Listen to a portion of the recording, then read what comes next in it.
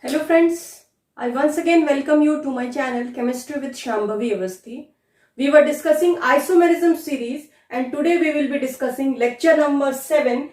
In that lecture we will be discussing representation of enantiomers. So how the enantiomers which are formed, enantiomers or the optical isomers which are formed will be represented by different formulas. So let's start the lecture. Representation of enantiomers. There are three ways in which we can represent the enantiomers. First is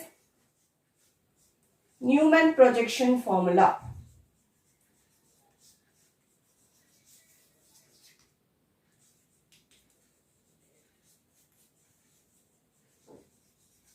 Now, what does this Newman projection formula says? This Newman projection formula says that first point, chiral carbon, chiral center or chiral carbon represented by a circle.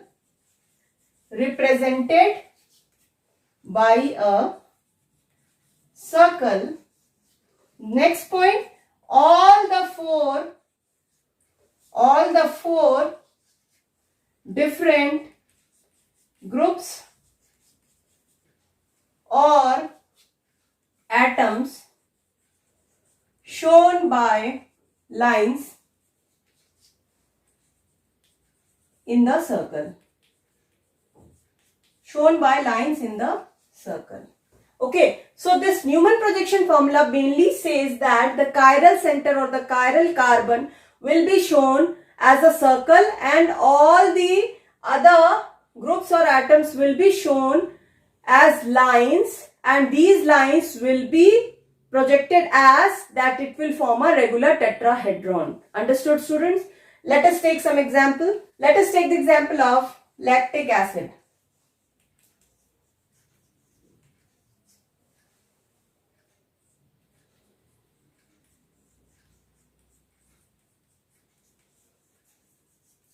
Lactic acid is basically 2-hydroxypropanoic acid. 2-hydroxypropanoic acid is called lactic acid. Let us draw the structure for this. This is the chiral center. So this will be represented as a circle. Okay. Now these are hydrogen and these are CH3 and COH. These are opposite to each other. Okay. So first you will write here, then here, here and here.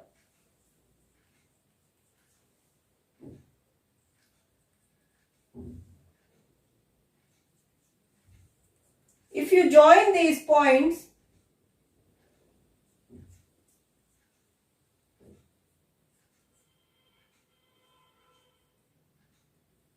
this will be showing like a regular tetrahedron. This will be looking like regular tetrahedron. So how you have done this? See, COOH, if you are seeing from here, this is far away. So you put it here, downside. CH3 is in front of I, so you put it here.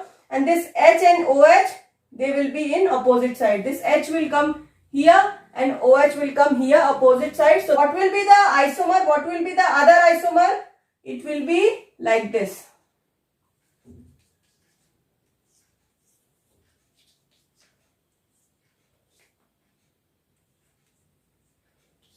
See, the H has gone here and the OH has comes here. This is the mirror image. These are the two mirror images of this compound. I hope this is clear. Second way is wedge and dash formula. Wedge and dash formula. Wedge and dash formula. Now what is wedge and dash? See, in wedge and dash, this symbol is called as wedge. And this symbol, this is called dash. Now what this wedge and dash represent, that we will be looking in one example. Look here students, this is butane 2 all. This is butane 2 all. Okay. Now how you will represent this?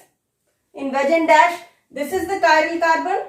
This is the chiral carbon. So we will take this and let us represent it.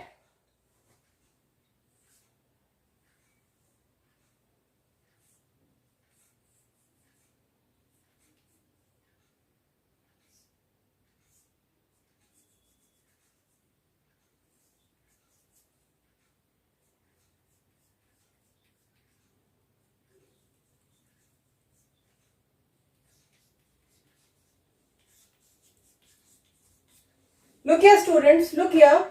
Now what does this wedge and dash represent?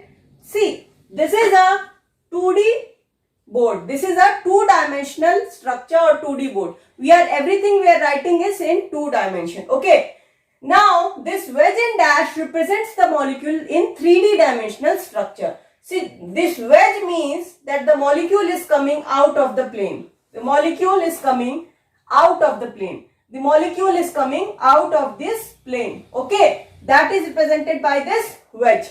And this dash shows that this molecule is going into the plane. This molecule is going into the plane. So into the plane will be shown by dash and out of the plane will be shown by wedge. I hope this point is clear. This is how we represent the enantiomers as in wedge and dash formula. Next we need to discuss what is prochiral carbon. What is prochiral carbon? Prochiral carbon is a carbon which has 4 groups. Okay, 4 groups. 4 groups that are attached to the carbon. Now, if you remove one hydrogen attached to a carbon and attach some other group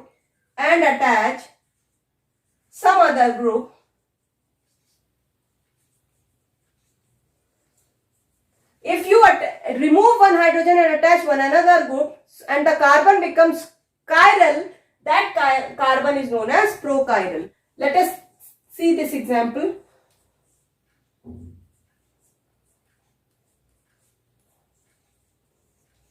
Now look here students, look here. This is propanoic acid. So this carbon is prochiral. Carbon. If we remove this hydrogen and put here, then this becomes chiral because one valency fulfilled by H, other is CH3, third is COOH and the fourth is, so all 4 becomes different. All 4 valencies becomes different.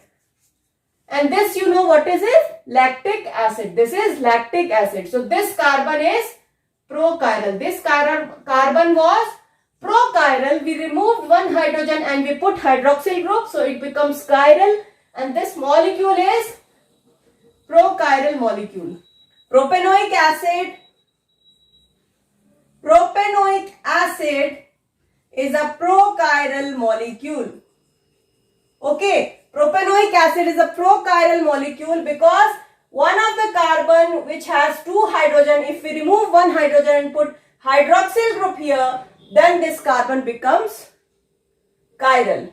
Okay, so any carbon in any molecule on which one hydrogen is attached, and on removing that one hydrogen, if we attach another group and the carbon becomes chiral, then that carbon is prochiral carbon. And the molecule in which that carbon is present will be called prochiral molecule. I hope this point is clear. What is configuration of the molecule?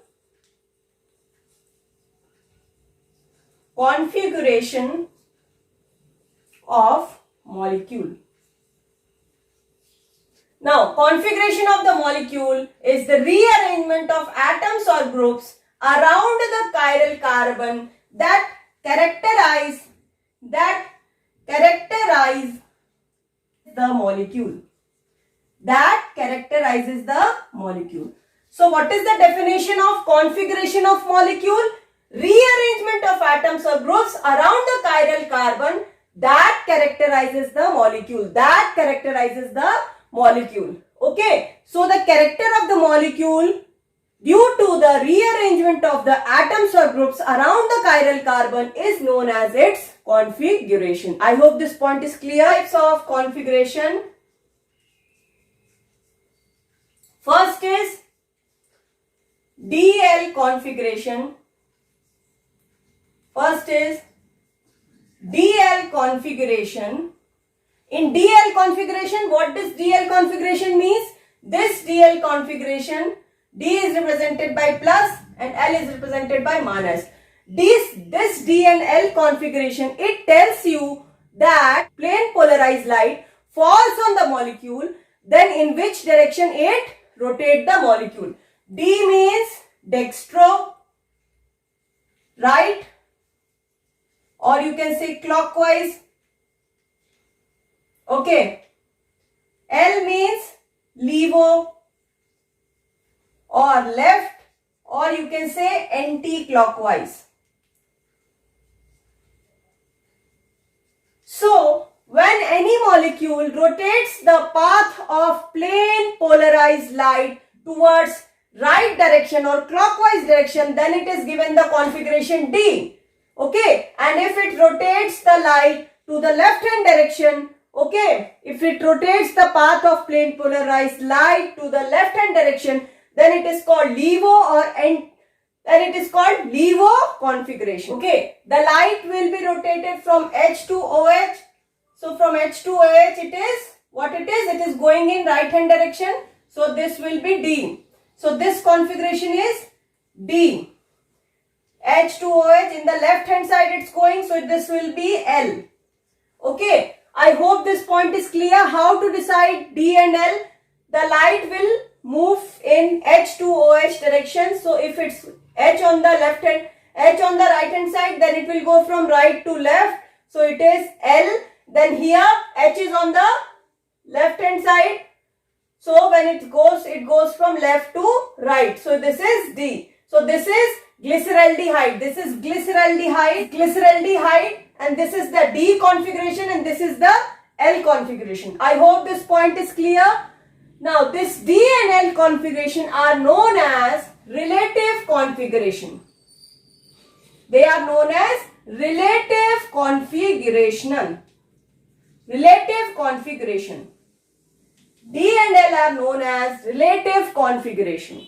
Now the next configuration that is really important, okay, that is R and S configuration. Now this R and S notation or R and S configuration was given by the combined effect of Kahn, Ingold and Prelog. They were three scientists, Kahn, Ingold and Prelog, or you can say CIP configuration.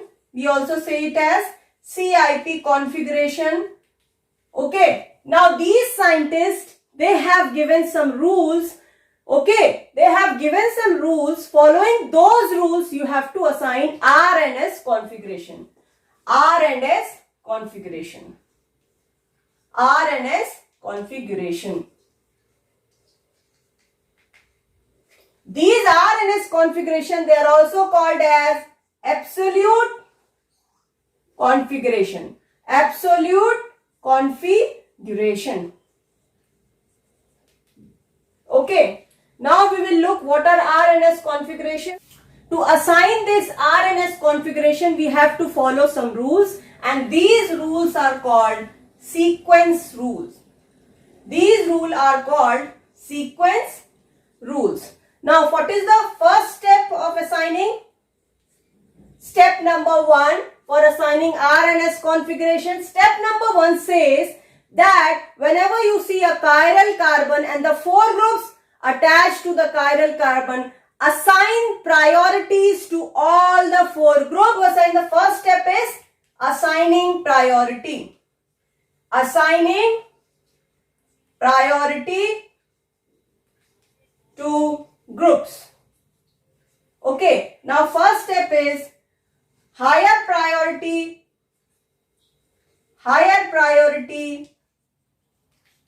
to atoms with higher atomic number. Higher atomic number. Now look here, if there are CH3, if it is, now four groups which are given are chlorine, bromine, CH3 and OH.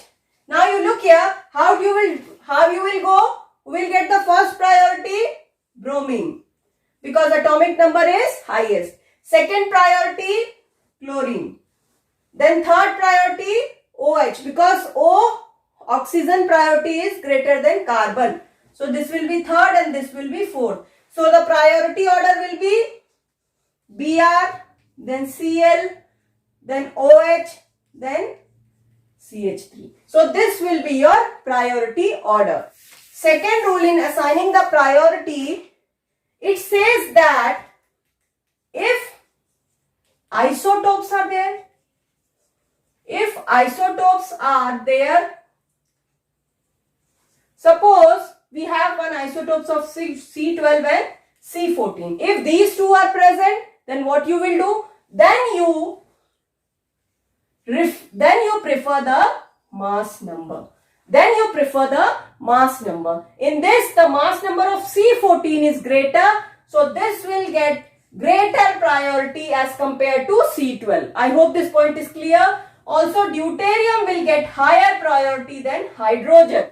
Chlorine 37 will get higher priority than Cl35. I hope this point is clear. If isotopes are present, then give higher priority to the isotope which has greater mass number. Third point is, if any group is linked with carbon with a double bond, then what will happen? See, if this is the chiral carbon and through this chiral carbon C is attached like this. So what will happen? This C we take it as 2. 2 bonds are there, so you double it. Okay. So this is 6 and 6. So it will be 12. Okay. So any group if attached through a double bond, then that group will be taking as twice. Then you will take C and C. Okay. If this is the case, then if you are getting a triple bond, then this carbon, 3 carbon atoms. How many double bond? If a double bond is there, then 2 equivalent of that atom. Okay. Equivalent of 2 that atom. Suppose this is the chiral carbon. Okay. And here it's attached to this. So you will take 2 carbon equivalent to 2 carbon. You will add up 2 carbons. Suppose it attached to a triple bond. Suppose it's attached to a triple bond, then 3 carbon atoms. If this is the case, then it is equivalent to 3 carbon. Means the bond is attached with 3 carbon atoms. I hope this is clear. If it attached to double bond or triple bond, then that much atom equivalent to the bonds we will be taking as priority. Okay. I hope this point is clear. Now step number 2 says, after assigning priority,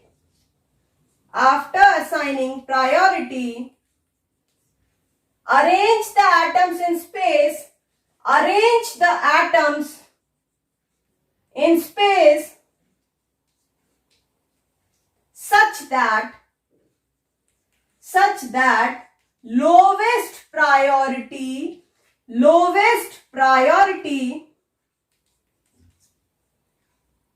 atom gets vertical position.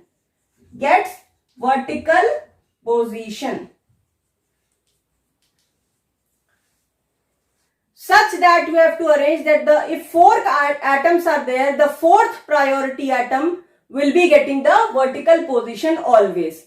And one more rule is there, if you are arranging the atoms and the fourth or the lowest priority atom is not getting the vertical position, then what you have to do, you assign the configuration. Suppose it's coming as S, but the lowest priority group, fourth priority group is in the horizontal position. Then what you will do, you just change the configuration. Suppose in horizontal position, if it's coming as R, then the real configuration of that molecule will be S, because we have to reverse the configuration, because the lowest priority group is not in the vertical position.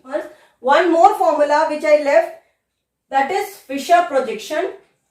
Fisher projection formula. Fisher projection formula. This I left out. So now I will be telling you. This is the Fisher projection formula used for the representation of enantiomers. Here we will be representing them in horizontal and vertical lines, and this point is the chiral carbon. In 1891, Ansel Fisher gave this formula. Ansel Fisher in 1891 gave the Fisher projection formula, and through these Fisher projection formula only we will be assigning R and S configuration. I hope this point is clear. Let us take this example, students. Let us take these examples. First thing you need to do is give the priority. Now here carbon, hydrogen and oxygen. Atomic number of oxygen is highest, first priority. Then you look here double bond is there. It means two carbon atoms are here and here only one carbon. So this will get the second priority. This will get the third and this will get the fourth.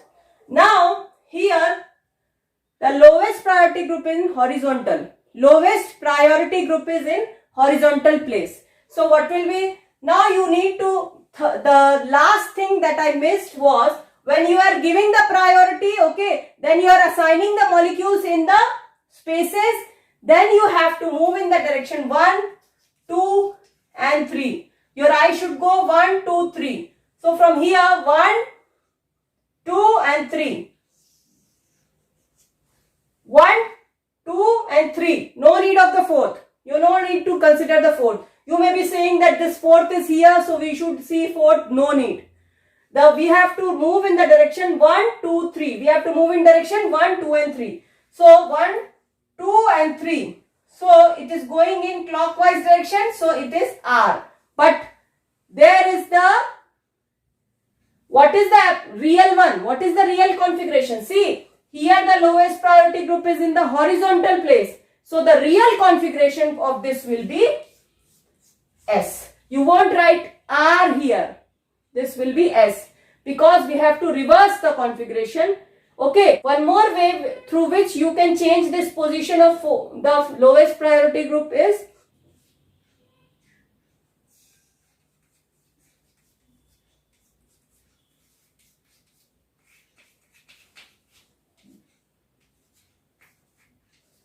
now see, one thing you need to remember, that never rotate a molecule 90 degree. Never rotate a molecule 90 degree at the first time. So what you will do, first you will rotate it as 180 degree. So what you will get?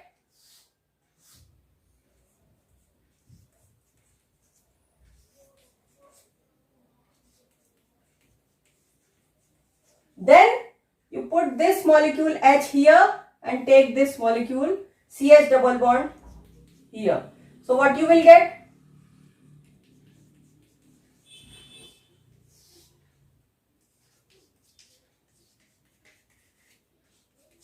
This you will be getting. So what we have done? We have first rotated it from horizontal line and bring it here. Then we interchange it with the bottom side group. Then we interchange with the bottom side group. Okay, this group. Then we interchange with this bottom group. So you will get this. Now check whether it's coming at S or not. This is 1, this is 2, this is 3, and this is 4. 1, 2, 3.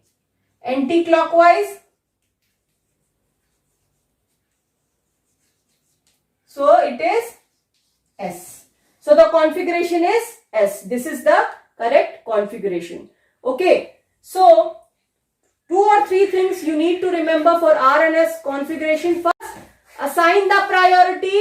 Assign the priority. Second, the higher priority is given to groups having higher atomic number.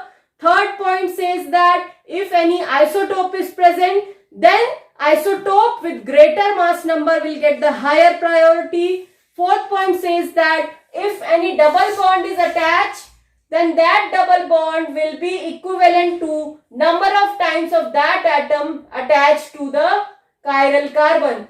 This CH2 is attached by a double bond. So here you will get 2 carbon. Here you will count the atomic number of 2 carbon because it is attached to a double bond. It's attached through a double bond. If it's attached to a triple bond, you will take the atomic number of 3 carbon. Okay.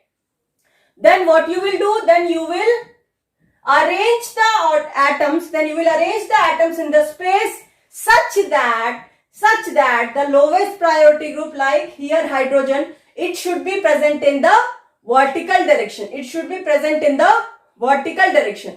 If the lowest priority group is not in the vertical position, you need to take out the configuration and then reverse it. Suppose the H is present here in the horizontal, then you take out the configuration 1, 2 and 3. It's coming as R. But this will not be your configuration. You need to reverse it. That means you need to take it as S. Okay, or you can do this thing that you can rotate this H by 180 degree and then this H changes position with the bottom group and then this will come here and this group will go here. And then when you calculate 1, 2, 3, then it's S. It's coming as S. And the important point is we need to rotate our eyes in the direction 1, 2 and 3. Suppose if 4 is coming in line, see here, if 4 is coming in line, no need to worry. You only have to see 1, 2 and 3. Rotate your eyes from 1, 2 and 3. Okay, and then assign the configuration. I hope this point is clear. Okay, we'll be meeting you in the next lecture. Please do practice. I have given some questions along with it. Please subscribe my channel, please like my video and please do comment on it. Thank you students.